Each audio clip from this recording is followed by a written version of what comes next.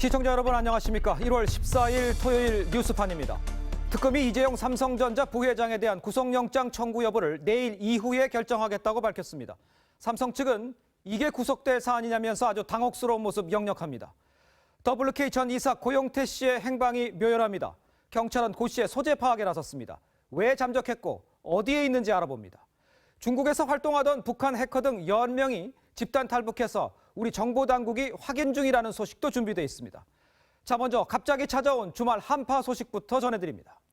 한동안 날이 너무 포근해서 봄 같은 겨울 날씨가 계속됐는데요. 모처럼 한파가 찾아오면서 강물도 얼기 시작하고 동굴엔 역고드름까지 생겼습니다. 성민혁 기자입니다.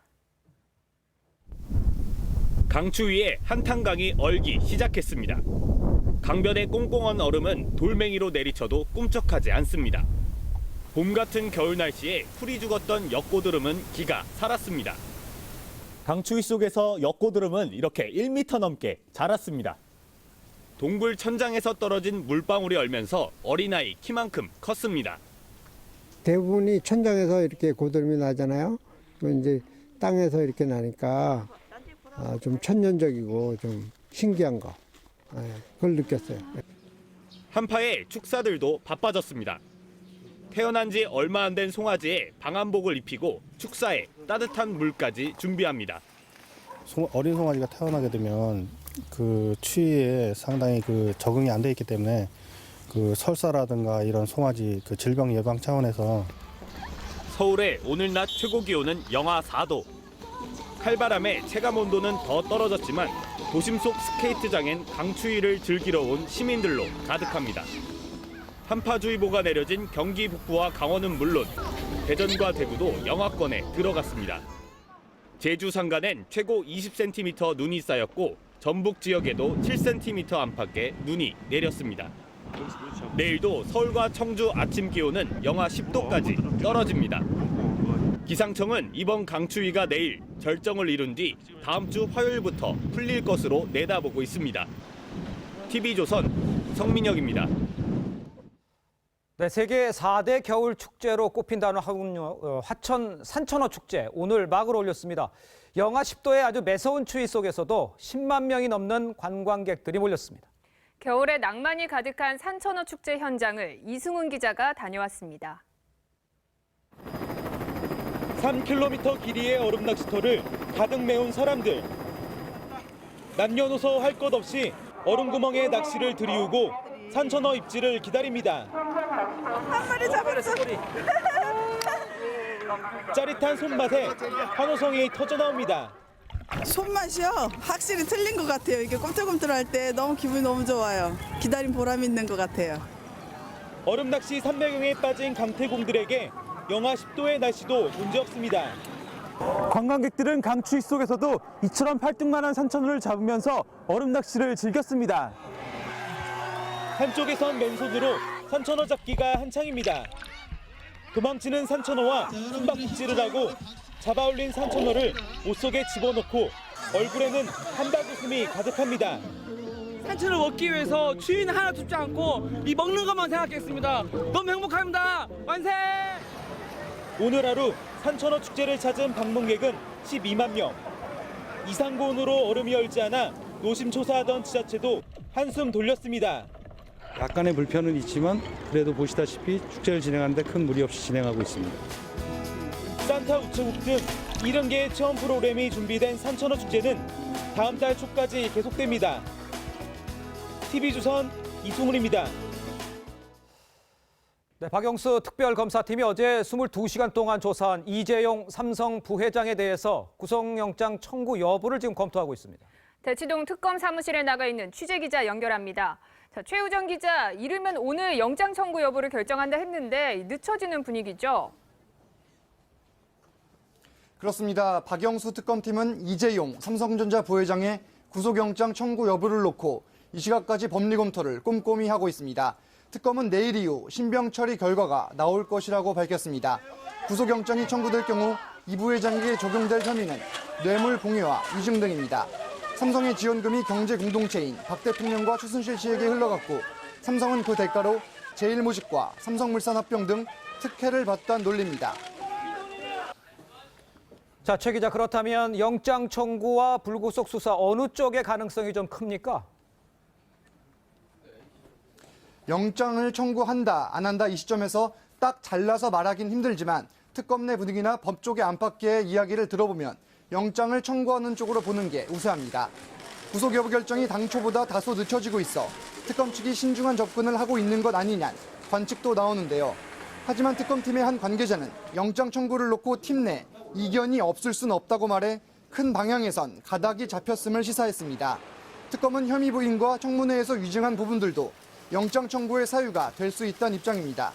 특히 김종 전 문체부 차관의 진술이 이 부회장 수사에 상당한 영향을 주는 것으로 보입니다. 김 전 차관은 이 부회장과 박 대통령 독대 한 달 전에 만난 박상진 삼성전자 사장이 정유라 씨 승마 관련 지원을 약속했다고 진술한 것으로 알려졌습니다.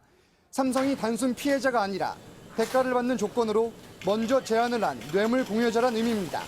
특검은 이 부회장과 함께 최지성, 장충기, 박상진 등 다른 삼성 수뇌부의 신병도 함께 처리할 예정입니다. 대치동 특검 사무실에서 TV조선 최우정입니다. 자, 이재용 부회장 구속영장 검토 소식, 또 설마 했던 삼성은 지금 초비상입니다. 이건희 회장 와병에다 이재용 부회장 구속 위기까지 리더십 공백 사태를 우려하고 있습니다. 오현주 기자입니다. 삼성은 특검의 결정을 일단 지켜보겠다는 입장입니다. 정유라 씨 지원은 강요에 못 이긴 어쩔 수 없는 선택이었고 삼성물산과 제일모직 합병은 대가가 없다고 기존 입장을 되풀이했습니다. 피의자가 아닌 피해자라는 겁니다. 리더십 실종으로 삼성 경영은 말 그대로 멈췄습니다.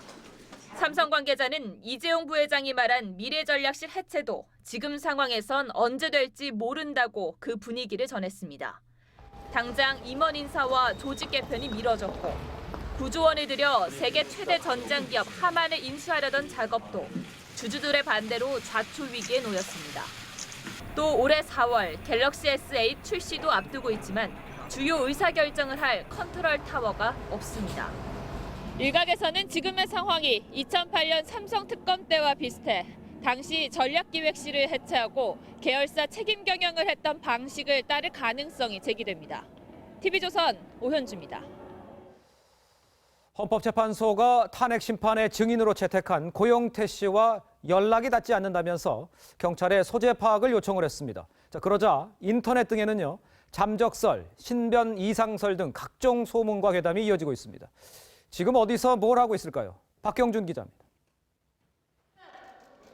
최순실 씨의 최측근이었던 WK 이사 고영태 씨. 고 씨는 국정조사특위 청문회에서 최 씨의 일부 국정농단 행위들을 폭로했습니다. 그러면 최순실이 대통령한테 상당한 영향을 준다고 생각했겠네요. 초반엔 몰랐는데 나중에 이제 옷을 선택한다든지 아니면 이영선 비서랑 같이 동행을 한다든지 그런 걸 봤을 때 헌법재판소는 고 씨를 박 대통령 탄핵 심판의 증인으로 채택했습니다. 하지만 고 씨가 전화를 받지 않고 주소지에도 살지 않아 출석 요구서를 전달하지 못했습니다. 이에 헌재는 경찰에 고 씨의 소재 파악을 요청했습니다. 이 소식이 전해지면서 인터넷엔 잠적설부터 신변 이상설까지 여러 소문이 퍼졌습니다. 고 씨와 노승일 K스포츠재단 부장을 함께 만났던 손혜원 의원은 본인의 SNS에 고 씨는 더 이상 세상에 나서기 싫어하고 사생활을 침해받고 싶어하지 않는다고 말했습니다. 고 씨의 한 측근도 언론과의 접촉을 피하고 있는 것으로 안다고 전했습니다.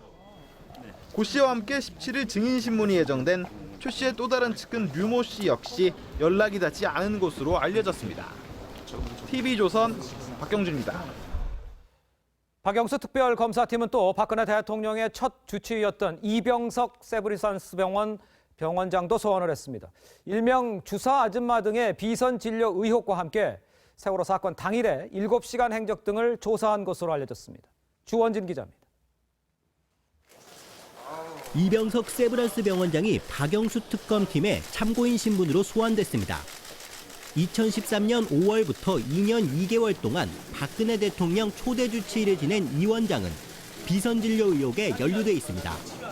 주사기 아줌마나 주치의 아줌마를 청와대에서 본 적 있습니까? 전혀 없어요. 이 원장이 청와대에 있는 동안 대통령이 주사 아줌마 등 무자격자에게 불법 의료 시술을 받았다는 의혹은 꾸준히 제기됐습니다. 대통령의 혈액이 비선 라인을 통해 청와대 밖으로 2차례 반출된 것도 모두 이 원장 재직식이었습니다. 이 원장은 특히 김영재 원장과 최순실 씨를 연결해줬고 김 원장은 보안 손님으로 청와대를 드나들며 박 대통령을 진료했습니다. 특검팀은 이 원장을 상대로 비선진료 의혹 전반을 조사하고 있습니다. 특히 비선진료 부분에서 대통령의 세월호 7시간 행적과 관련한 실마리를 찾을지도 주목됩니다. 세월호 참사 당일 이 원장이 주치의였기 때문에 비선진료가 있었다면 이 원장이 알았을 가능성이 있습니다. 특검은 김영재 원장 등도 곧 소환 조사할 방침입니다. TV조선 주원진입니다. 박영수 특별검사팀이 문학의 블랙리스트 의혹의 윗선으로 지목되고 있는 김기춘 전 청와대 비서실장과 조윤선 문화체육관광부 장관을 다음 주에 소환합니다. 특검은 그 전 단계입니다. 박준우 전 정무수석을 소환하고 청와대 전 행정관 자택을 압수수색했습니다. 박성재 기자입니다. 박영수 특별검사팀이 박준우 전 청와대 정무수석을 참고인 신분으로 소환했습니다. 박 전 수석은 2013년 8월부터 2014년 6월까지 정무수석을 지냈습니다. 박 전 수석의 후임이 조윤선 현 문화체육관광부 장관인데 정무수석 씨는 블랙리스트 작성을 주도했다는 의심을 받는 곳입니다. 특검은 또 블랙리스트 작성에 관여한 혐의로 구속된 정관주 전 문체부 차관과 차은택 전 창조경제추진단장도 함께 불러 조사했습니다. 특검은 블랙리스트 작성이 김기춘 전 비서실장의 지시였는지를 집중 추궁했습니다. 특검은 다음 주 김기춘 전 청와대 비서실장과 조윤선 장관을 처음으로 소환 조사할 계획입니다. TV조선 박성재입니다. 자, 이런 상황에 덴마크 검찰이 최순실 씨의 딸이죠. 정유라 씨의 국내 송환 여부를 지금 검토하고 있습니다. 그런데 현지 교민들이 정 씨가 구금된 구치소 앞에 모여서 촛불을 들고 정 씨의 조속한 송환을 촉구했습니다. 이미지 기자입니다. 정유라를 송환하라! 송환하라! 송환하라! 정유라 씨가 13일째 구금돼 있는 덴마크 올보르 구치소 앞. 정 씨의 송환을 촉구하는 촛불이 켜졌습니다. 덴마크에서 촛불 집회가 열린 건 이번이 처음입니다. 유모차를 타고 시위에 참가한 2살 어린이를 비롯해 덴마크와 스웨덴에 거주하는 교민 14명이 정 씨 송환과 함께 구속 수사를 촉구했습니다. 멀리 있다는 핑계로 가지 못하는 점은 항상 안타깝게 생각했었고요. 덴마크에서 정유라 씨가 체포되는 것을 계기로 저희 교민들도 뭔가 한 마음을 모아야 되지 않을까 생각해서 이들은 정유라 즉각 송환, 구속 수사 등이 적힌 피켓을 들고 시위에 참가했습니다. 파란 눈에 금발머리의 덴마크인 3명도 함께 목소리를 높였습니다. 정 씨는 체포 직후 귀국 의사를 밝혔다가 지금은 철회한 상황. 덴마크 검찰은 다음 주 말까지 정 씨 송환 여부 결정을 위한 사실관계 조사를 마칠 것이라고 밝혔습니다. 교민들은 정 씨의 송환이 이루어질 때까지 촛불 집회를 이어갈 계획입니다. TV조선 이미지입니다. 자, 이재용 삼성전자 부회장 구속 여부, 영장 청구 여부 지금 초미의 관심사입니다.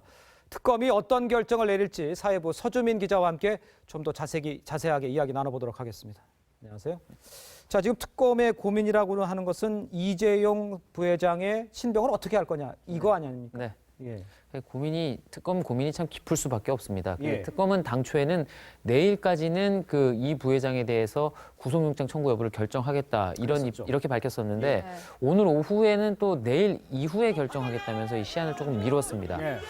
이 고민이 진짜 깊은 것 같은데 이 특검이 가장 주안점을 두고 있는 수사가 사실 박 대통령에 대한 뇌물죄 입증입니다. 그렇죠. 네. 그런데 이 박 대통령의 뇌물죄를 입증하려면 돈을 줬다고 하는 삼성의 뇌물죄가 먼저 입증이 돼야 합니다. 하지만 이게 반대로 생각하면 예. 이 부회장에 대한 뇌물죄 입증이 안 될 경우에는 박 대통령에 대한 그 뇌물죄 입증도 쉽지 않아진다는 논리가 되는데요. 그렇겠죠. 이미 잘 알려졌지만 삼성의 변호인단도 이 검사 출신부터 특검 후보군에 올랐던 사람들까지 이 변호사 진영이 만만치가 않습니다. 예. 화려한 변호사들이 치열하게 법리 다툼을 할 것으로 예상이 되는데 네. 만약에 특검이 이 부회장에 대한 영장을 청구하더라도 법원에서 이를 기각한다면 네. 대통령 수사 시작 전부터 좀 힘이 빠지게 되는 부분이 있기 때문에 특검이 신중하게 접근을 하고 있는 것 같습니다. 그렇군요. 네, 그렇다면 지금 삼성의 입장은 우리는 피해자다 이런 주장인 거죠? 그렇습니다. 그 삼성 일단 최순실 씨 일가의 이 어떤 특혜성 자금을 지원하고 또 미르 K스포츠 재단에 200억여 원을 출연한 부분에 대해서는 인정을 합니다. 예. 다만 이 부회장은 특검 조사에서 이 정권의 압박에 못 이겨서 돈을 낼 수밖에 없었다 이런 취지로 좀 진술을 한 걸로 이렇게 알려졌는데 예. 강요죄 피해자지 뇌물죄의 뇌물 공여자는 아니다 이런 뜻입니다. 또 특검이 얘기하는 대가성도 없었다는 주장을 하고 있습니다. 예. 삼성물산과 제일모직 합병은 이 승계구도와는 상관이 없고 또 정권 차원의 지원도 받지 않았다는 주장입니다. 예. 또 이 부회장과 임원들이 잇따라 구속될 경우에는 예. 삼성 수뇌부 공백 사태도 불가피하다 예. 이런 경제적인 논리도 같이 펴고 있습니다. 자, 삼성의 입장은 그렇습니다만 특검의 입장은 강경한 것 같아요. 그렇습니다. 일단 특검은 이 부회장이 박 대통령과 가진 세 차례 독대 그리고 그 전후의 정황을 비춰볼 때 예. 대가성을 입증하는 데는 문제가 없다는 입장입니다. 특히 박 대통령의 직접적인 지원 요청은 없었다고 했던 그 예. 국정조사 청문회 때 그 이 부회장 발언과 달리 네. 박 대통령의 요청으로 어쩔 수 없이 돈을 낼 수밖에 없었다는 식으로 이 진술이 바뀐 부분도 삼성 측의 입장에서는 불리한 대목입니다. 그렇겠죠. 특검은 사회적으로 중요한 인사의 위증도 영장 청구 때 고려되는 요인이라고 밝혔습니다. 또 투자 위축 등 일각에서 주장하는 경제 논리에도 원칙적인 입장이 더 강한데요. 네. 특검 측의 입장을 한번 들어보시죠. 들어보죠. 어쨌든 특검 입장에서는 그 법과 원칙에 따라서 이제 수사를 할 뿐 그런 부분에 대한 부분에 대해서는 특별히 언급할 내용이 없는 것 같습니다. 네, 보셨다시피 특검은 박 대통령에 대한 수사를 위해서라도 그 이 부회장의 신병 확보가 반드시 필요하다 이렇게 판단하고 있습니다. 네. 박 대통령의 뇌물죄를 적용하려면 앞서 말씀드렸다시피 특검 입장에서는 이 부회장에 대한 구속영장 청구가 반드시 넘어야 할 일종의 고개 같은 이런 셈인데 이 삼성과 특검 양측 모두 일리가 있습니다. 양측 모두 주장에 일리가 있는데 물론 삼성이 국가 경제에 큰 비중을 차지하고 있다는 건 분명한 사실이지만 네. 그래서 또 배려해야 한다. 이 논리도 그렇죠. 맞지 않습니다. 네. 그러니까 결국 법과 원칙에 따라서 결정하고 판단하면 그뿐입니다. 그렇죠. 네. 또 이번에 그 대통령 탄핵 심판 얘기로 잠깐 넘어가 보면은 뭐 채택택 증인들이 안 나오거나 아니면 지금 진술을 거부해서 저 헌재가 굉장히 애를 먹고 있는 것 같습니다. 핵심 증인들이 대부분 안 나오죠. 네. 그렇습니다. 지난 10일에 있었던 헌재 그 심리에서 핵심 증인이라고 할 수 있는 최순실, 정호성, 안종범 이 세 사람이 모두 출석하지 않았습니다. 특히 안 전 수석은 재판 2시간 반 전에 불출석 사유서를 냈고 정호성 전 비서관의 경우에는 이 헌재에는 출석하지 않고 특검 조사에만 출석을 했습니다. 그러니까 헌재로서는 상당히 자존심을 구긴 셈인데 법조계에서는 이것을 일종의 지연 전술로 보고 있습니다. 그러니까 그나마 출석했던 이영선, 윤전추 행정관도 이 진술을 들어보면 박 대통령이나 최순실 씨에게 불리한 질문에는 모두 뭐 직무상 말할 수 없다 이렇게 버티고 있고 뭐 이러다 보니까 국회 소추위 측 입장에서는 배후 조정 세력이 있다 이런 말까지 뭐 대통령을 지목한 거겠죠. 이런 말까지 나오고 있는 상황입니다. 또 이 국정농단 증거들이 담겨 있는 그 태블릿 PC의 진위 여부를 물고 늘어진다거나 또 안정범 전 수석이 본인이 작성했던 그 수첩까지도 이 압수수색 과정을 문제 삼으면서 증거로 인정할 수 없다 이렇게 하는 것도 결국엔 모두 다 시간 끌기 전략이다 이렇게 이런 분석이 나옵니다. 이에 대해서 헌재는 일주일에 2번 혹은 3번 했던 변론 기일을 한 번으로 돼 있던 거를 2번, 3번 이렇게 변론 기일을 잡아가면서 속도를 내고 있고 또 검찰도 자신들이 수집했던 증거들을 하나하나 구체적으로 제시하는 전략으로 대응하고 있습니다. 지금 방금 얘기해 줬습니다만 이제 헌재 같은 경우에도 이제 계속 늘어나면서 하고 있고 그다음에 법원 재판도 다음 주부터 계속돼 있고 뭐를 좀 우리들이 집중적으로 해서 보면 될까요? 네, 일단 다음 주를 한번 보시면 먼저 월요일인 16일에 최순실 씨와 안종범 전 수석이 이 헌재 증인으로 출석합니다. 헌재가 이미 그 강제 구인을 예고한 상태였는데 그래서일까요? 최 씨 측은 이미 출석 의사를 밝혔고 안 전 수석도 자이든 타이든 어쨌든 헌재에는 모습을 드러낼 것으로 보입니다. 하지만 이 박 대통령과 최 씨가 공범 관계로 돼 있기 때문에 그 형사 재판에 영향을 줄 수 있다는 이유로 진술을 거부할 가능성이 높습니다. 그 화요일인 17일엔 법원 재판, 그러니까 형사 재판이죠. 헌재 재판과는 다른 형사 재판인데 그렇죠. 이 최순실 씨와 조카 장시호 씨가 법정에 동시에 서게 됩니다. 네. 이 조카 장 씨가 이모가 쓰던 거라면서 이 제2의 태블릿 PC를 특검에 자진 제출한 상황이어서 그렇죠. 두 사람의 관계가 이렇게 어떻게 그 법정에서 나타날지 그 부분도 관심 있게 지켜볼 부분입니다. 그러네요. 지금까지 사회부 서주민 기자였습니다. 수고했습니다. 자, 지금부터는 대선 주자들의 움직임 좀 살펴보겠습니다. 문재인 더불어민주당 전 대표가 자신의 지지 모임인 더불어 포럼 창립식을 가졌습니다. 문 전 대표는 스스로를 털어도 먼지가 안 나는 정권 교체의 적임자 이렇게 자평을 했습니다. 반기문 전 총장에 대해서는 박근혜 대통령을 빗대서 비판했습니다. 최지원 기자입니다. 정권이 교체돼야 국민들이 복을 많이 받을 수 있습니다. 정권 교체 꼭 해내겠습니다. 더불어민주당 문재인 전 대표가 지지 모임인 더불어 포럼 창립식에서 정권 교체에 목숨을 걸겠다고 했습니다. 대통령이 된다는 것은 그렇게 세상을 바꾸기 위한 수단이라고 그렇게 생각합니다. 제가 목숨을 건다는 각오로 정의로운 대한민국 꼭 만들어내겠습니다. 문 전 대표는 스스로 털어도 먼지가 나지 않는 사람이며 청렴 정직하고 사람 좋다고 인정받았다고 했습니다.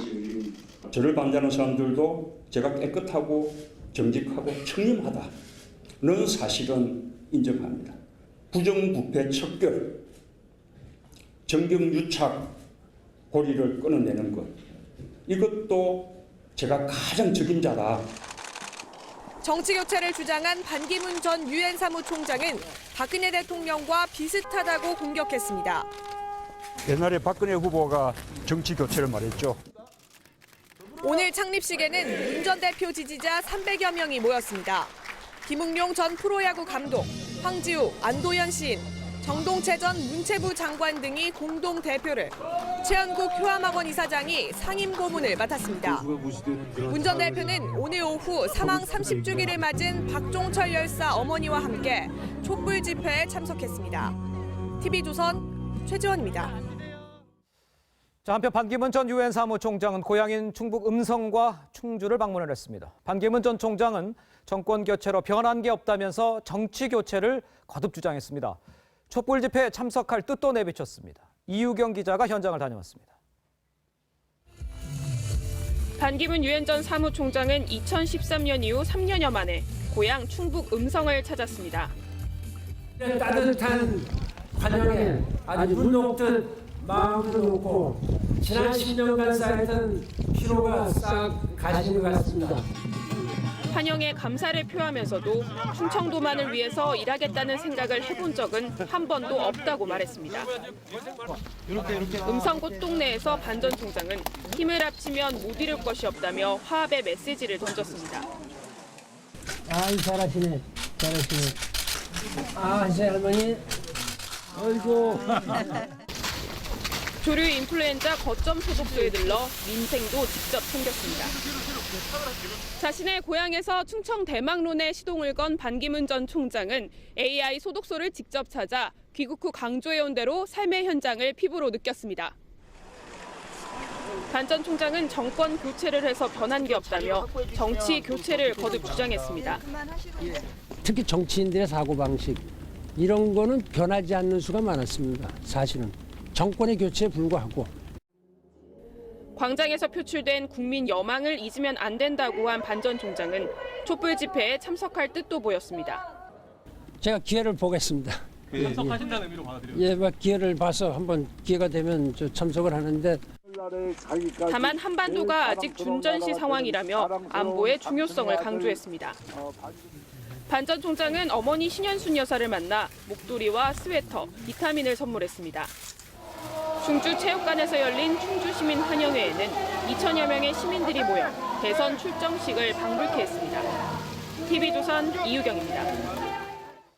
자, 이번엔 다른 야권 후보들 움직임 좀 보겠습니다. 이재명 성남시장, 박원순 서울시장은 각각 팽목항과 부산을 찾아서 문재인 전 대표 독주 체제 저지에 나섰습니다. 하지만 친문 일부의 집중 공격을 받은 탓인지 문 전 대표 공격의 강도는 상당히 낮아졌습니다. 이어서 최현묵 기자입니다. 이재명 성남시장은 진도 팽목항에서 여소야대에도 세월호 진상규명에 소홀했다며 문재인 전 대표를 견제했습니다. 작년 총선 이후에 여소야대 국민이 됐음에도 불구하고 세월호 참사 진상규명, 또 책임자 처벌 같은 그런 가시적 조치를 못한 게 지금도 사실 안타깝습니다.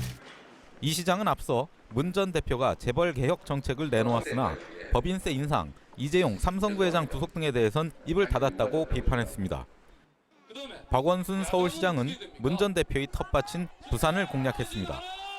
박 시장은 시효가 다한 노후 원전을 폐쇄해 탈핵 안전 국가를 만들겠다고 밝혔고, 부산 소녀상을 찾아 소녀상 철거는 정부가 결정할 수 없는 일이라며 정부를 강하게 비판했습니다. 최근 문 전 대표와 참여정부에 맹공을 퍼부었던 박 시장은 부산에선 문 전 대표와 관련한 악의적인 표현은 너무 나간 것이라며 본심은 그렇지 않다고 해명했습니다. 안희정 충남지사는 박종철 열사 사망 30주기를 맞아 자신의 트위터에 박종철 동지의 영전에 민주주의 대한민국을 바치자며 자신이 민주화 세력의 적자임을 강조했습니다. 국민의당 안철수 전 대표는 내일 전당대회를 앞두고 외부 일정을 잡지 않았습니다. TV조선 최현묵입니다. 자, 조기 대선 이야기가 계속 나오면서 주식시장에서 대선 관련 테마주에 지금 관심이 쏠리고 있습니다. 자, 그런데 이상한 일이 하나 있습니다. 문재인 테마주였던 종목이요, 얼마 뒤에 반기문 테마주에도 오르고 있습니다. 어찌된 일인지 살펴보겠습니다. 박상현 기자입니다. 반기문 전 유엔 사무총장이 귀국해 본격 대선 행보에 나서자 인터넷 주식 커뮤니티에 반기문 테마주가 뜨기 시작했습니다. 대표적인 종목은 동국 RNS입니다. 반 전 총장과 사돈 관계인 유원석 변호사가 이 회사의 모기업인 동국산업의 고문을 지냈다는 이유입니다. 반 전 총장 아들은 2009년 유 변호사 딸과 결혼했습니다. 하지만 이 주식은 한때 문재인 전 대표 테마주로 불렸습니다. 회사가 경남 김해 봉하마을 근처에 있다는 이유가 컸습니다. 유원석 변호사와 문 전 대표가 사법연수원 동기라는 사실도 영향을 미쳤습니다. 하지만 유 변호사는 이미 15년 전 동국산업 고문직을 사퇴해 현재는 회사와 아무 관련이 없는 것으로 알려졌습니다. 이른바 작전 세력의 의도에 따라 문재인 반기문 테마주를 오가는 일이 벌어진 겁니다. 정치인 테마주의 허상은 이뿐만이 아닙니다. 파인 DNC라는 주식이 한때 급등했습니다. 여기에 투자한 회사의 대표이사 방기로 씨가 반 전 총장과 이름이 비슷해 사촌지간이라는 소문이 돌았기 때문입니다. 하지만 사실이 아닌 걸로 확인되자 주가는 급락했습니다. TV조선 박상현입니다. 오는 20일 트럼프 대통령 취임에 맞춰 미국의 핵 항공모함 칼빈스호가 한반도 인근 해역으로 파견됩니다. 최근 중국의 무력 시위에 맞서 로널드 레이건호와 함께 항모 전단 2개가 동북아에 집결하는 겁니다. 안영현 기자가 보도합니다. 떠다니는 군사기지로 불리는 미국의 핵 항공모함 칼 빈슨호입니다. 승조원 7,500명의 F-14와 F-18 전투기, 조기 경보기, 계잠 헬기 등 모두 90여 대의 함재기를 탑재할 수 있습니다. 작은 나라의 전체 군사력과 맞먹는다는 평가입니다. 지난 5일 모항인 샌디에이고를 떠나 20일쯤 한반도 인근에서 포격과 대잠 훈련을 실시합니다. 미 7함대 기지인 일본 요코스카 항에는 이미 로널드 레이건호가 배치돼 있습니다. 동북아에 2개 핵항모 전단이 동시에 모이는 겁니다. 중국은 최근 랴오닝 항모 전단이 서태평양과 남중국해 등에서 군사훈련을 실시하고 한일 방공식별구역도 침범했습니다. 트럼프 행정부가 출범 때부터 북한과 중국에 경고 메시지를 던지려는 것으로 해석됩니다. 북한의 ICBM 위협이나 중국의 해상 위협에 대응하여 동맹국과 함께 연합훈련을 실시할 것으로 보입니다. 북한은 칼 빈슨호 이름까지 거명하면서 반발했습니다. 조선반도와 주변 지역에 새로운 군사적 긴장을 몰아오려는 위험천만한 도발적 망동이 아닐 수 없다. 칼 빈슨호는 일본과 한반도 인근을 거쳐 남중국해로 향할 것으로 보여 중국과의 긴장은 한층 고조될 전망이다. TV조선 안형량입니다. 북한 군인들이 군량 부족으로 직접 염소와 토끼를 기르고 농작물을 재배하는 사실이 북한 내부 문건을 통해 드러났습니다. 대외적으로 핵과 미사일 개발을 선전하지만 일선에선 먹고 살기도 급급한 실정입니다. 윤동빈 기자의 단독 보도입니다. 북한 남포에 배치돼 평양을 방위하는 제3군단 예하 봉화산 235 군부대의 내부 문건입니다. 인민군대에서 풀먹는 집짐승을 많이 기를 때 대한 당의 방침 집행. 3.15 연대 2대대를 비롯한 12개 대대들이 토끼와 염소가 없다고 적혀 있습니다. 3.15 연대 약도에는 토끼 사육장, 3.16, 6.13 연대엔 염소 사육장이 있습니다. 풀과 고기를 바꿀 때 대한 당 정책을 말로써가 아니라 실천에 구현해서 산마다 염소떼 흐르고 일반 주민은 물론이고 군부대도 식량 배급을 제대로 받지 못해 가축 사육에 내몰리고 있는 겁니다. 북한의 전방 사단에까지 영양실조 환자가 발생할 정도로 북한군의 식량난이 심하고요. 그렇기 때문에 조선시대 둔전과 같은 식량 자급자족 체제를 가지고 있습니다. 그렇기 때문에 핵과 ICBM에 더욱 의존하는 경향을 보이고 있습니다. 북한 군인들은 단백질 보충을 위해 콩을 직접 재배하고 겨울철 난방을 위해 탄광에서 석탄을 직접 캐가며 생활하고 있습니다. TV조선 윤동빈입니다. 자, 반기문 전 총장 귀국과 동시에 대선 판도가 지금 문재인 대 반기문으로 지금 급속히 재편되고 있으며 정치부 강상구 기자와 함께 두 사람의 강점과 약점을 좀 집중적으로 분석을 해보도록 하겠습니다. 자, 강 기자, 지금 보면은 정권 교체, 정치 교체 이 시점까지는 이 두 사람들이 하고 있는데 좀 분석을 좀 시작을 해보죠. 네, 그러시죠. 예, 먼저 인적 사항이 좀 있죠? 예, 그렇습니다. 여기 보시면은 뭐 경력 사항도 있습니다만은 이거 다 전 국민이 다 아는 얘기고 제가 하고 싶은 얘기는 나이입니다. 반기문 총장 73세. 이 사실상 다음이 없습니다. 이건 강점이 될 수도 있고 약점이 될 수도 있습니다. 그런데 문 전 대표는 나이가 상대적으로 젊죠. 그런데 벌써 두 번째 대선 출마기 때문에 이제 예전에 김영삼, 김대중 대통령처럼 세 번의 도전이 쉽지 않다는 점에서 조건 똑같습니다. 사실상 마지막 도전입니다. 네, 또 보면 어제 갤럽 여론조사에서는 문재인 전 대표의 지지율이 급등해서 화제가 됐거든요. 여기도 예, 그렇습니다. 설명해 주시죠. 이 반기문 전 총장이 갤럽 조사에 포함된 지난해 6월 이후 지금까지 매달의 추이를 지금 쭉 봤는데요. 가장 먼저 눈에 띄는 건 지난해 12월과 1월 딱 한 달 사이에 문 전 대표가 11%포인트나 훌쩍 뛴 저 포인트죠. 저거 굉장히 이례적인 현상이라는 거 이 표만 봐도 알 수 있습니다. 하나의 현상입니다. 두 번째는 지난해 12월에 크로스 전까지는 반 총장이 줄곧 앞서왔고 대체로 상당한 격차를 유지해왔었다는 점도 확인할 수 있습니다. 하나의 저력이라고 할 수 있겠죠. 그렇다면은 이 표에 포함되어 있지 않은 내용을 봐야 되는데 반 총장 귀국 이후의 상황이 이 표에는 들어가 있지 않습니다. 그렇죠. 그러니까 귀국 연설에서부터 반 전 총장은 예상과 달리 강한 인상을 남기는 언행을 하고 있습니다.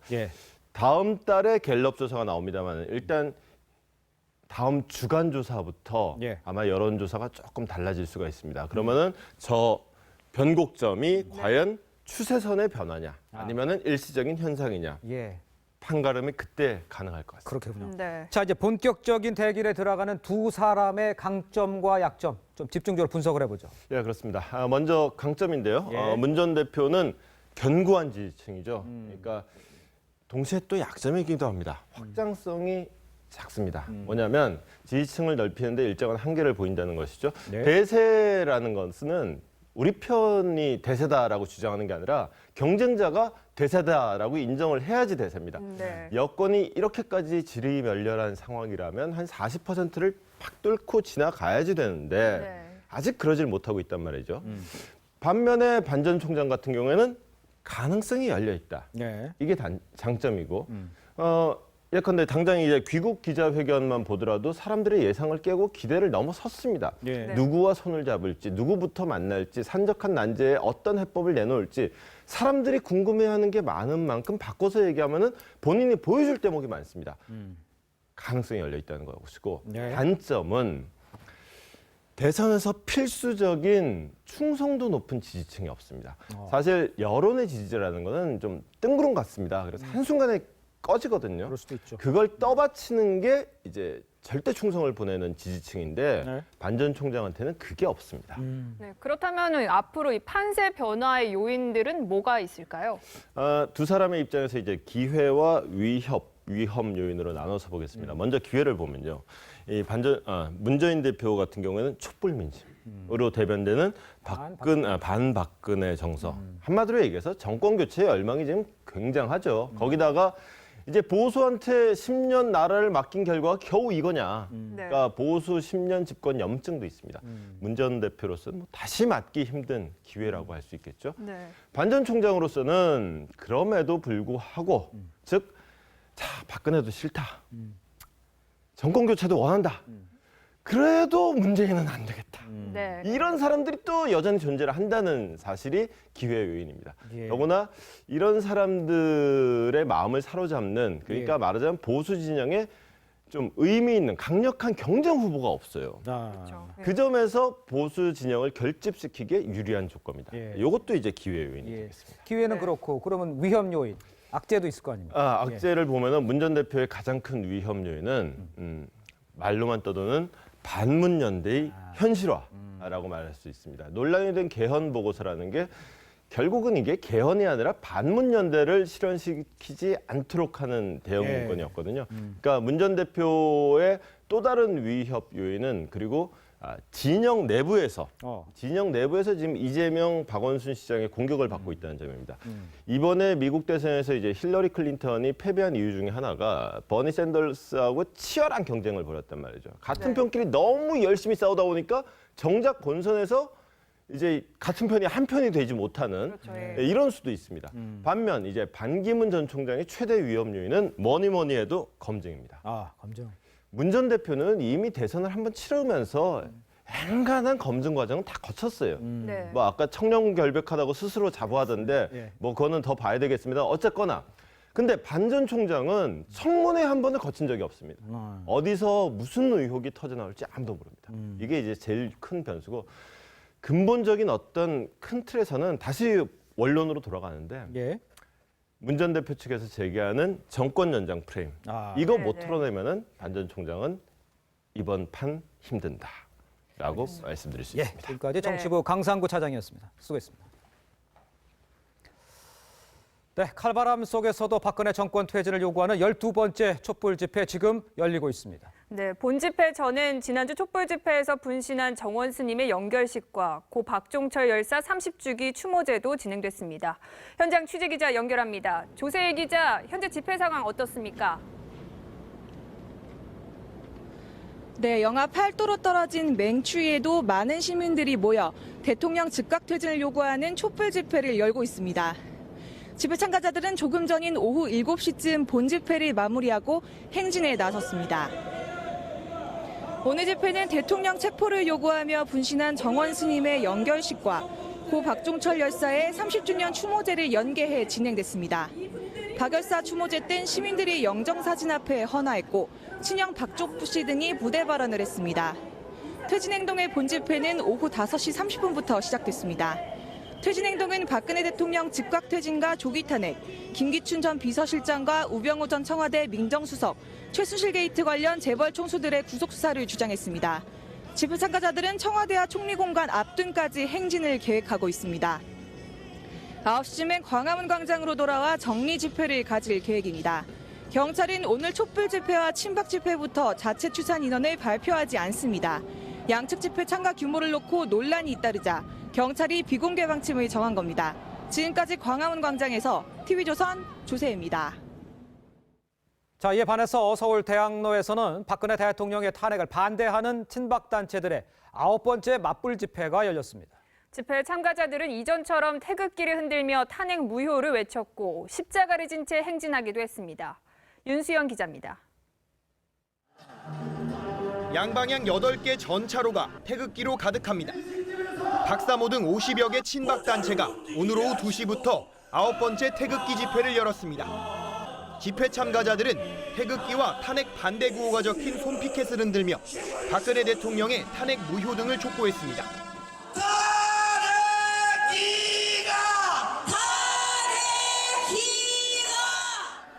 애초 경찰은 한쪽 방향 차로를 개방했지만 해화 로타리부터 해화역 1번 출구까지 약 200m 거리가 집회 참석자들로 가득 차자 양방향 차로를 열었습니다. 새누리당 김진태, 윤상현 의원 등 친박 의원들도 연사로 나섰습니다. 박 대통령의 변호인인 서석구 변호사도 집회에 참석해 탄핵 반대 목소리를 냈습니다. 특검의 수사 기록이라든가 검찰의 수사 기록, 이것은 증거를 할 수 없다. 대통령을 조사도 하지 않고 어떻게 공범자를 단정하느냐. 집회 참가자들은 태극기와 대형 십자가를 들고 서울광장을 향해 약 4.6km를 행진하기도 했습니다. 서 변호사가 헌재 변론에서 박 대통령을 십자가진 예수에 비교한 점을 부각하기 위해서입니다. 경찰은 촛불 집회와 맞불 집회, 양측 참가자들의 충돌에 대비해 184개 중대 14,700여 명의 경력을 인근에 배치했습니다. TV조선 윤수영입니다. 네, 인터넷과 SNS, 젊은이들의 전유물로 생각하기 쉽습니다. 그런데 요즘에는요, 그렇지만도 않은 것 같습니다. 국정농단 시국에서 자신들의 목소리를 내기 위해 SNS를 배우고 기사 댓글을 다는 어르신들이 많아졌습니다. 최연희 기자입니다. 서울의 한 노인복지관입니다. 12명 정원의 인터넷 수업이 꽉 찼습니다. 최순실 씨 국정농단 사태 전국에서 원하는 뉴스를 공유하는 방법을 배우려고 모인 어르신들입니다. 노인들이라고 해서 그 정보를 너무 모르면은 안 되니까 그 많은 정보를 접해서 스마트폰 강의는 더 인기입니다. 정원이 20명인데 대기자 50명까지 줄을 섰습니다. 너무 막 그냥 집중적으로 막 몰아내세우는 것 같더라고요. 제 생각으로는. 그래서 그런 것도 좀 아쉬움이 좀 있고. 평균 나이 80인 어버이연합은 자체 강의까지 마련했습니다. SNS에 가입하는 방법부터 포털 사이트에 댓글 다는 법까지 하나하나 가르쳐줍니다. 탄핵 찬성 여론에 맞서 탄핵 반대 목소리를 확산시키겠다는 겁니다. 내가 지금 가려하는 데만 해도 얼추 한 80명 될 거야. 한 번에서 이렇게 올리면은 한꺼번에 같이 나가니까 무지하게 손들이 빨라. 탄핵 반대 집회 상황을 인터넷에 생중계하기도 합니다. 젊은 세대들이 정치적인 어떤 의견을 여기에 내고 있다라는 생각이 들면서 우리들도 우리의 생각을 SNS에 통해서 한번 의견들을 모아보자 하는 거죠. 일각에선 확인되지 않은 얘기를 무차별 공유하는 SNS의 폐해와 함께 SNS를 통한 여론 양극화를 우려하는 목소리가 나옵니다. TV조선 최연입니다. 자, AI 사태로 인한 계란 대란을 막고자 미국에서 공수된 미국산 계란, 오늘 인천공항을 통해서 우리나라에 들어왔습니다. 검역을 거친 뒤에 다음 주쯤 판매될 예정인데 이 치솟던 국내 계란값도 지금 소폭이지만 내렸습니다. 윤창기 기자입니다.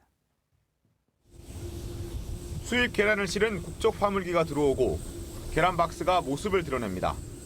오늘 오전 한국에 도착한 미국산 수입 계란은 모두 150만 개입니다. 무게만 100톤에 달합니다. 수입 계란은 곧장 화물 터미널로 옮겨져 간단한 검사를 거칩니다. 파손된 것은 없는지, 봉인은 잘 됐는지 확인하는 겁니다. 봉인지를 잘 붙여왔는지, 이 안에 정상적인 제품이 들어있는지 확인하고 있습니다. 오늘 수입된 미국산 계란은 검역을 거친 후 다음 주 말쯤 판매될 예정이고 가격은 한 판에 8,990원입니다. 국내 계란 가격도 하락세로 돌아섰습니다. 13일 기준 계란 한 판의 평균 소매 가격은 9,491원으로 하루 전보다 0.5% 하락했습니다. 지난해 12월 7일 이후 37일 만입니다. 정부는 미국산 계란의 수입이 본격화되면서 치솟는 국내 계란 가격이 어느 정도 진정될 것으로 보고 있습니다. 물량은 많지 않지만 국내 계란 가격을 안정시키는 데 상당한 역할을 하지 않을까 싶습니다. 정부는 오늘 18일까지 400톤의 미국산 계란을 더 수입할 예정이고 추가 수입 계획도 갖고 있습니다. TV조선 윤창기입니다. 네, 김영란법 시행으로 이번 명절 설 선물 뭐 할지 고민하시는 분들 아마 많으실 겁니다. 5만 원이 안 되는 선물 세트를 찾는 수요 지금 급격히 늘다 보니까 이 유통업계에서는요, 수입산 제품들이 국산을 밀어내고 있습니다. 김지아 기자입니다. 서울의 한 백화점 설 선물 판매 코너. 매대에는 망고와 석류, 소고기, 랍스터까지 종류가 다양합니다. 모두 5만 원이 안 되는 상품들입니다. 거기에 맞춰서 이제 우리가 선물을 하죠. 그거는 기념난법에 의해서 거기에 이미 홍보도 많이 됐고. 김영란법이 적용되는 첫 명절. 5만 원 이하 상품을 찾는 사람들이 급격히 늘면서 백화점과 대형마트는 정육부터 주류까지 일제히 수입 상품을 전면에 내세워 소비자 공략에 나섰습니다. 같은 가격으로 국산과 비슷한 질에 양이 많은 수입산으로 설 대목을 잡으려는 겁니다. 이렇게 갈치는 뉴질랜드산이, 명란젓은 미국산과 러시아산이 자리를 차지하고 있습니다. 한 백화점은 지난달 설보다 수입산 품목을 57%나 늘려 수입산 위주로 선물 세트를 구성했습니다. 수입산 명절 선물에 대한 인식이 조금 바뀌면서 찾는 고객들이 많이 늘어났고요. 그리고 가격 대비 품질이 많이 좋다 보니까 한편 수입산 농산물 점령으로 국내 농수축산업계가 직격탄을 맞을 것으로 예상되면서 김영란법이 수입 촉진법이 아니냐는 우스갯소리도 나오고 있습니다. TV조선 김자입니다. 오늘 경남 통영에서 일본군 위안부로 희생당한 김복득 할머니의 100세 생신잔치가 열렸습니다. 김 할머니는 생존자 40명 가운데 두 번째로 백수를 맞았지만 여전히 일본의 사죄를 받지 못하고 있습니다. 하동원 기자입니다. 노인전문병원 지하 강당에 일본군 위안부 피해자 김복득 할머니의 100번째 생일잔치가 열렸습니다. 김 할머니는 휠체어에 의지한 채 자리를 함께했습니다. 가족과 마을 주민 등 100여 명은 할머니에게 절을 올리고 무병장수를 기원합니다. 네. 건강이 약해진 김 할머니는 5년 전부터 병원에 입원 중입니다. 김복등 할머니는 위안부 피해를 입은 할머니 40명 가운데 두 번째 고령자입니다. 통영이 고향인 김 할머니가 일본군 위안부로 끌려간 것은 1937년. 당시 18살 꽃다운 나이로 중국과 대만 등에서 7년 동안 위안부 생활을 강요받았습니다. 김 할머니에게는 평생 씻기지 않는 상처입니다. 자신이 위안부로 고통받았던 증언이 담긴 동영상이 나오자 눈물을 참지 못합니다. 김 할머니는 어려운 형편에서도 수천만 원의 장학금을 전달하면서 어린 학생들을 도왔습니다. 우선 저희 나이 또래이기 때문에 더 가슴이 아프고 일본 정부의 진심 어린 사과가 하루빨리 할머니께 닿았으면 좋겠습니다. 위안부 피해 사실을 일본이 차지하면 나비처럼 날아가겠다던 김복득 할머니. 230보며 여전히 아픈 역사를 가슴속에 품은 채 살아가고 있습니다. TV조선 하동훈입니다. 자, 오늘 하루 놓치면 아까운 뉴스 전해드리는 더하기 뉴스 시간입니다. 정치부 김정우 기자 나와 있습니다. 안녕하세요. 자, 오늘의 키워드 좀 볼까요? 자, 먼저 86일 만에 석방. 그러니까 이제 이슬람 단체에 납치됐던 한국인 선장이 이제 석방이 됐다는 얘기인 것 같은데 사실 뉴스를 본 적이 없어요. 납치됐다는 뉴스를요. 예, 납치했다는 기사는 좀 보기 힘드셨을 겁니다. 왜냐하면 그 보도 유예라고 있죠. 예. embargo라고 저희가 부르는데 해외에서 납치된 그런 한국인 납치 사건이 발생했을 경우에 언론 보도 자체가 납치범들의 협상에 유리하게 작용하기 때문에 네. 외교부가 출입기자단에게 미리 설명을 하고 예. 구출할 때까지 보도 유예를 요청한 겁니다. 그렇군요. 근데 이 선장이 한 석 달 동안 좀 갇혀 있었다면서요? 네, 그렇습니다. 예, 지난해 10월 20일 예. 그 말레이시아 인근 해상을 지나던 그 화물성 동방 자이언트호가 예. 필리핀 이슬람 무장 단체의 습격을 받았습니다. 예. 예, 한국인 선장과 필리핀 선원 한 명이 납치가 됐는데 예. 거액 몸값을 요구한 무장 단체와 화물선 선주 회사 사이에 오랜 협상 끝에 이제 석방이 된 겁니다. 그렇군요. 일단 무사히 석방됐으니까 다행입니다. 예, 그렇습니다. 자, 두 번째 키워드 보겠습니다. 해커의 탈출. 어떤 해커가 어디로 어떻게 탈출했다는 얘기입니까? 예, 중국에서 활동하던 예. 북한 해커 10여 명이 오. 예, 지금 최근 집단 탈출했다는 그런 이제 보도가 해커가 나왔습니다. 집단으로 탈출했다. 예, 그래서 예. 상당히 관심을 끌고 있는데요. 예. 북한 보위부도 이들을 찾고 있다고는 하는데 예. 우리 정보 당국은 아직까지 확인 중 이렇게 단만하고 있습니다. 그렇군요. 자, 근데 해커가 이 국내 폭력 조직과 연결이 돼 있다 이런 소식도 좀 들리게 했어요. 예, 그 현지 소식통에 따르면 예. 그 범서방파라고 있죠. 예, 그 조직이 김태천 씨. 예, 예. 그 이제 김태천 씨로 유명한 조직인데 그 조직이 조선족 폭력 조직을 통해서 이제 북한 해커들에게 이제 하청을 줬답니다. 예. 예, 그 게임 사이트를 이제 해킹해서 상대방 패를 볼 수 있는 악성 코드를 만들어 달라고 그렇게 얘기를 했던 겁니다. 예. 북한 당국의 외화벌이 상납 압박에 북한 해커들이 불법 프로그램까지 만들어 팔다가 결국 못 견디고 탈출했을 것이란 그런 관측도 나오고 있습니다. 그렇군요. 자, 마지막 키워드 볼까요? 자, 박명록 컨닝. 반기문 전 유엔 사무총장인데 어떤 일입니까? 예, 일단 화면부터 한번 보겠습니다. 그럴까요? 예, 이제 보시면 예, 귀국 지금... 다음 날이죠. 예, 현충원부터 찾은 반기문 전 유엔 사무총장입니다. 예. 자, 안주머니에서 뭔가를 꺼냅니다. 그리고 접은 종이인데 펼쳐보면서 박명록에 적습니다. 예, 종이 쪽지에 호국 영령을 호국 장병으로 고친 부분까지도 보일 만큼 예. 잘 보이는 장면이 나왔습니다. 그러네요. 예, 이렇게 보통은 이제 쪽지 준비 없이 예. 바로바로 짧게 적는데 이 반 총장은 되게 특이하게 이제 한 셈이거든요. 그러네요. 예, 그런데 이제 왜 커닝하듯이 쪽지 보고 정리하고 이제 의문을 표시하는 그런 예. 네티즌들이 굉장히 많았습니다.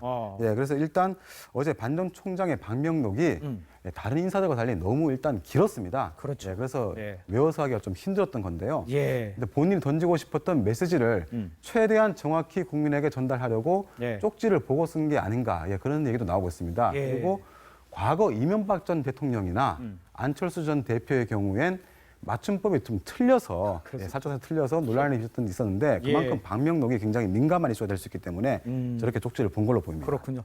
근데 반 총장 하면은 이번에 귀국을 하면서 이 마트에서 생수를 살 때도 좀 문제가 있었지 않습니까? 논란이 되기도 했었잖아요. 예, 그렇습니다. 반 총장이 이제 편의점에서 예. 프랑스산 생수를 집었다가 보좌진이 옆에서 귓속말로 뭐라고 하니까 서둘러서 옆에 있는 이제 국산 생수로 바꿨습니다. 예. 그래서 왜 하필 외국제 생수를 샀느냐는 그런 지적이 나왔는데 예. 뭐 아마도 오랜 기간 외국에 체류하면서 자주 마시던 생수를 집어든 것 아닌가 싶습니다. 그렇겠죠. 예, 그리고 또 열차 승차권 발매기에서 이제 10,000원짜리 2장을 이제 한꺼번에 그냥 넣어서 나갔는데 한꺼번에 겹쳐서 넣은 것도 이제 어제 화제가 되기도 했었는데요. 예. 반 총장이 이제 귀국 후 서민 행보를 하고 있는데 예. 뭐 기대만큼 깔끔하지는 못했던 것 같습니다. 깔끔하지 못했지만 10년씩 해외에 있었으면 그럴 수도 있다는 생각도 듭니다. 예, 그렇습니다. 네, 지금까지 정치부 김정우 기자였습니다. 수고했습니다.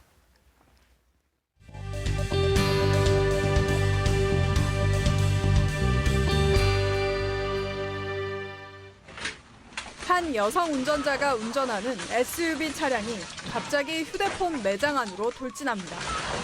매장 유리창과 문이 모조리 깨지고 사람들이 비명을 지르며 큰 소동이 일어났습니다. 현지 시간 12일 미국 캘리포니아주 팜스프링에서 휴대폰 매장 직원에게 화가 난 여성 손님이 SUV 자동차를 타고 매장 안으로 돌진한 건데 다행히 큰 부상자는 없었습니다. 공항에 줄이 길게 늘어서고 발 디딜 틈 없이 많은 사람들로 붐빕니다. 중국 최대 명절인 춘절을 앞두고 민족 대이동이 본격 시작됐습니다. 지난 13일부터 다음 달 21일까지 이어지는 춘절 특별 운송 기간 동안 30억여 명이 고향을 찾거나 관광에 나설 것으로 예상되면서 중국 당국은 교통 대책을 마련하느라 분주합니다. 폭설로 거리가 하얗게 뒤덮이고 지붕 위에는 고드름이 꽁꽁 얼어 있습니다. 일본을 강타한 기록적인 한파로 쌓인 눈을 치우는 사람들의 손길이 분주한 가운데 제설 작업을 하던 60대 남성이 숨진 채 발견되기도 했습니다. 달리는 자동차 위에도 눈이 가득 쌓이고 흩날리는 눈발 때문에 거리의 표지판도 제대로 보이지 않아 교통 정체가 빚어지는 등 폭설로 일본 열도가 몸살을 앓고 있습니다. TV조선 고서정입니다. 프로스포츠는 라이벌이 있어 더욱 뜨거운 경쟁이 펼쳐지는데요. 프로야구와 프로축구의 양대 라이벌이 올 시즌 숨막히는 대결을 예고하고 있습니다. 박상준 기자입니다.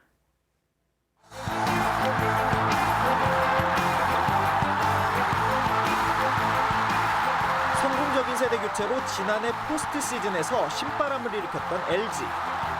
허프와 소사, 유제국에 이어 역대 FA 투수 최고액을 경신한 차우찬을 데려와 23년 만에 정상에 도전합니다. 새로 이적해서 왔으니까 작년보다는 당연히 더 팀도 좋아져야 되고 또 저도 앞으로 더 잘해야 되고. 가장 강력한 라이벌은 2년 연속 정상을 지킨 한지봉 두 가족 두산입니다. 군복무를 마친 투수 이용찬과 홍상삼이 가세해 약점으로 꼽혔던 불펜도 강화했습니다. 고기도 먹어본 사람이 먹는다는 얘기가 있듯이 저희가 또 2년 연속 고기를 먹었기 때문에 프로축구 슈퍼매치의 주인공 서울과 수원도 빅뱅을 예고하고 있습니다. 서울은 수원에서 9시즌을 뛴 이상호를 데려왔는데 라이벌팀 선수를 영입해 슈퍼매치의 긴장감은 더욱 높아졌습니다. 지난 시즌 하위권에 머물며 체면을 구긴 수원도 올림픽 대표 출신 김민우와 최성근에 베테랑 골키퍼 신하용을 영입해 우승 전력을 갖췄습니다. 저마다 전력 보강으로 올 시즌 더욱 치열한 자존심 대결이 예상되는 라이벌 팀들. 팬들의 시선은 벌써부터 그라운드를 향하고 있습니다. 승리는 당연히 저희가 이게 물어볼 걸 물어보셔야죠. 네. TV조선 박상준입니다.